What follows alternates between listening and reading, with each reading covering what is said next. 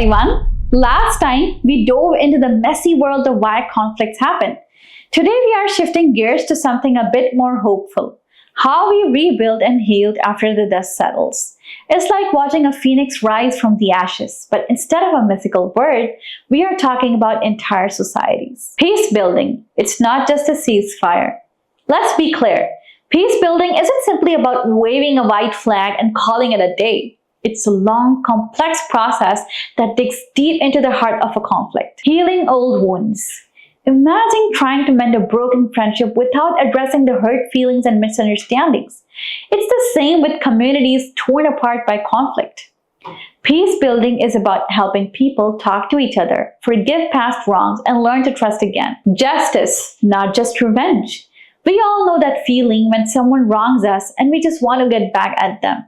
But in the wake of conflict, true peace comes from seeking justice, not revenge. This means holding those responsible for war crimes accountable and making sure victims get the support they need to rebuild their lives. Rebuilding trust in authority.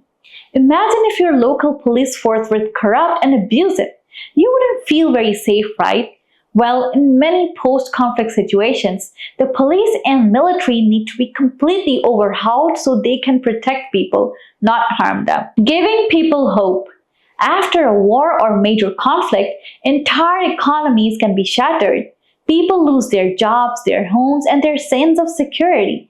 Peace building is about providing the tools and support for people to rebuild their lives and livelihoods. State building, creating a solid foundation.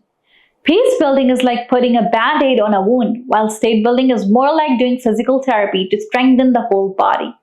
It's about creating or fixing the systems and institutions that a society needs to function and thrive. Strong and fair government.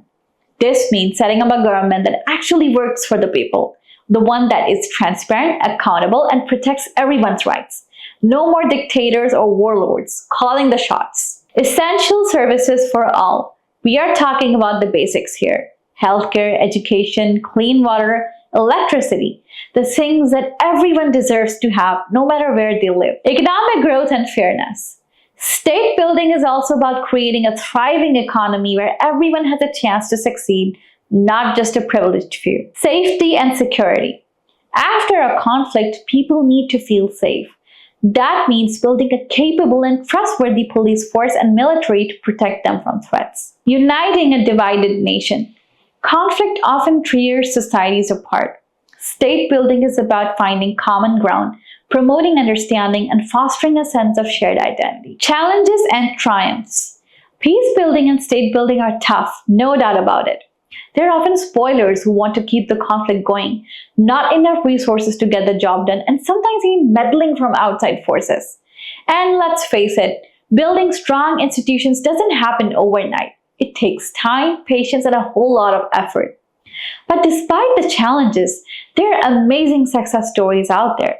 Countries that were once ravaged by war have managed to turn things around and become beacons of peace and progress. Your part in the peace puzzle.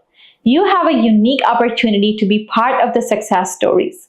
You can research, dig deep into what works and what doesn't in peace building and state building so we can learn from our mistakes and successes. Speak up. Advocate for policies that prioritize peace and development and hold governments accountable for their actions. Get your hands dirty. Work directly with communities affected by conflict, helping them rebuild and heal. Remember, peace isn't just about the absence of war. It's about creating societies where everyone feels safe, respected, and empowered to reach their full potential. And that's the future worth fighting for.